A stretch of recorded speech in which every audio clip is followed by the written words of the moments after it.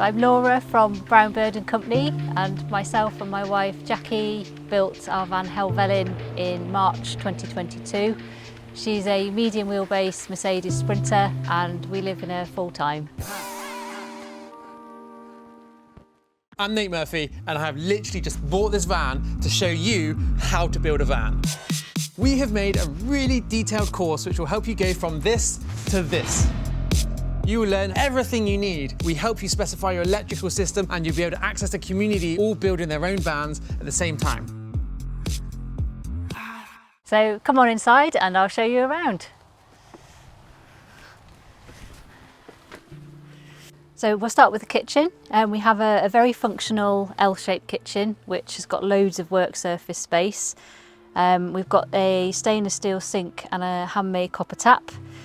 The water is just a simple 12-volt pump, and we use a jerry can system underneath, and we've got 60 litres of water in total.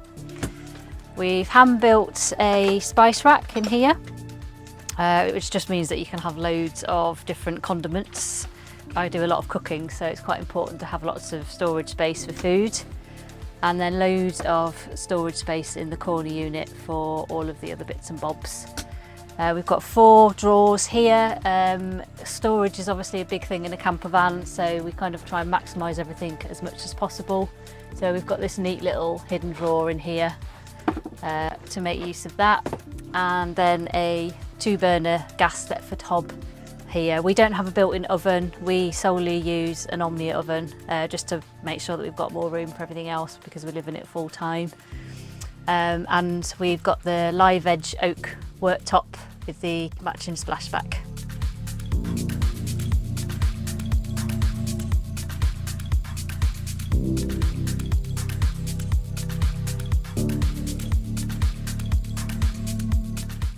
So any offcuts that we have from making the worktops we use to make shelves, and we feature the copper in as well, and then the extra lighting on the side for preparing food.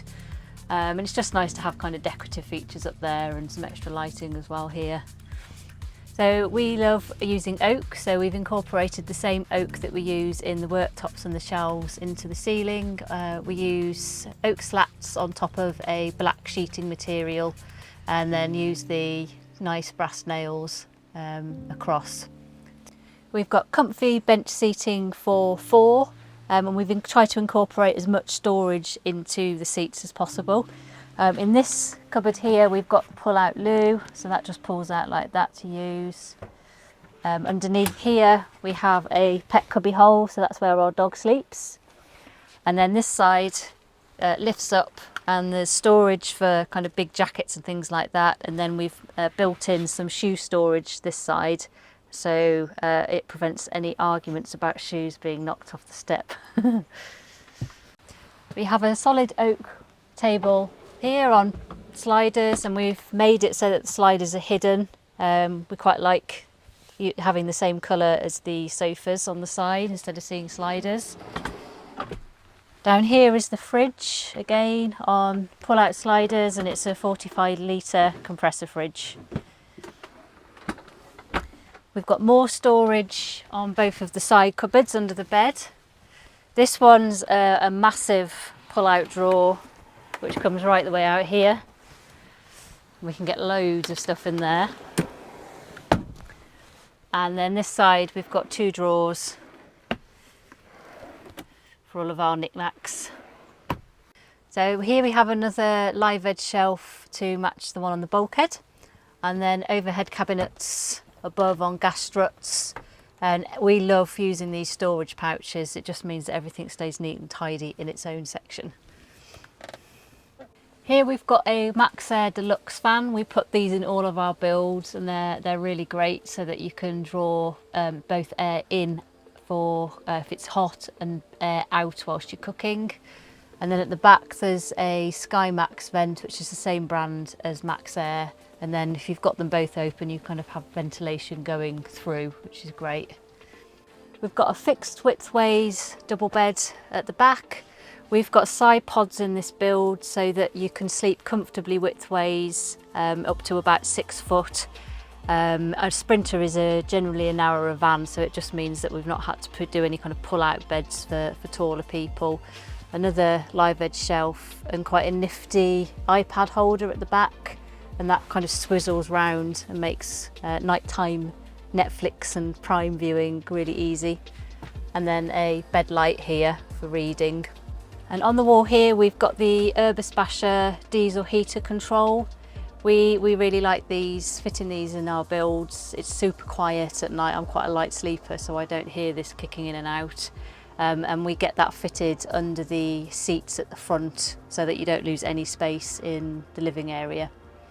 We also like to keep the bulkhead in and just have a small window rather than captain seats because the cab creates a lot of heat in the summer, and also it's really cold in the winter. So we just put magnetic thermal blinds up on the hole, and it just regulates the temperature much better. We hand make all of our lighting, so it's just copper pipes that we put LED bulbs into, and we try and use a soft light, and we use them over the bed, above the living area, and then in the kitchen as well. So we've got loads of storage in the garage, which is really important because we do a lot of hiking and climbing. So generally we'll have crates of equipment that use up all of this section, which are all stored into hiking, climbing, mountaineering. And then we've made use of the wasted storage space that's kind of normally, well, sometimes you see things piled high in some garages, but we've tried to sort of shelve it off in these areas to make use of that space. In here there's usually a little wheeled boot holder, and this is the extra 40 litres of water that we use on a pull-out slider just to make it much easier to fill them up without kind of reaching in the back to get them.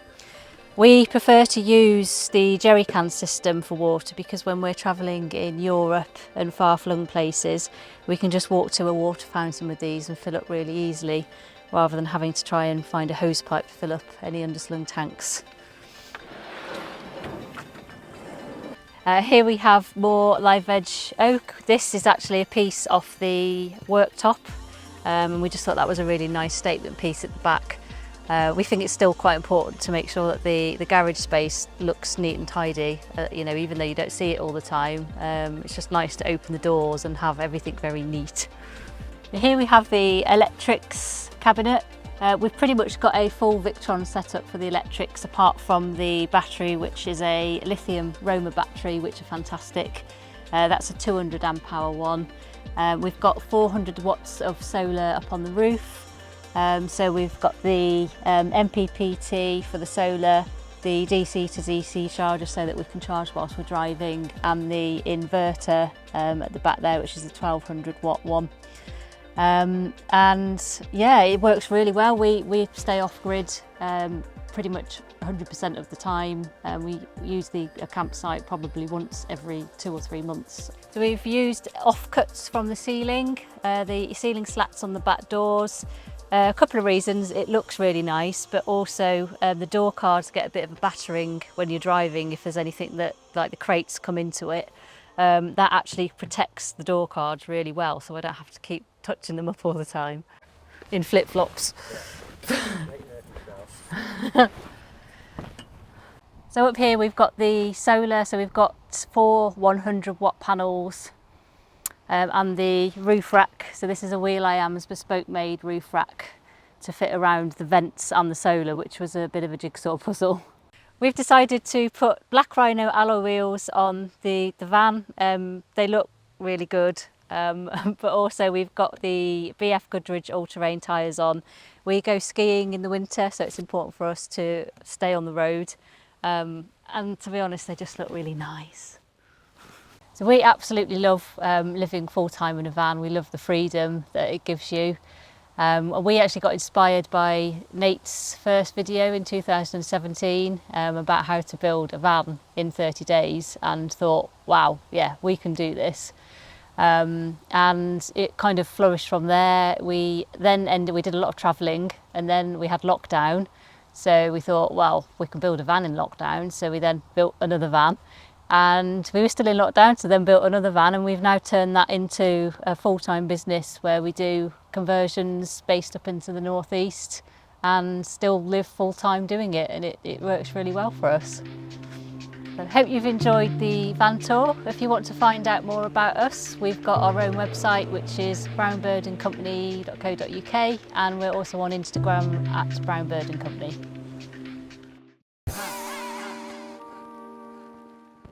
You may have noticed that you can buy our ebook. Our ebook shows you how to build a van conversion. It has 190 pages of text, diagram and images showing you various options of various systems. It also comes with 25 videos that show you hands-on how to do many parts of building a van. Also, coming out soon, we have a course. The course releases in December, and if you sign up now, you get early access and a discount. The course is really in depth. It shows you everything from how to use basic tools all the way through to doing your gas, your water and your electric installation. Not only that, but within the course, we support you hands-on in making your electrical specification. And you get to join a community of like-minded van builders who are building their vans at exactly the same time. Follow the links to find out more, and thanks for watching.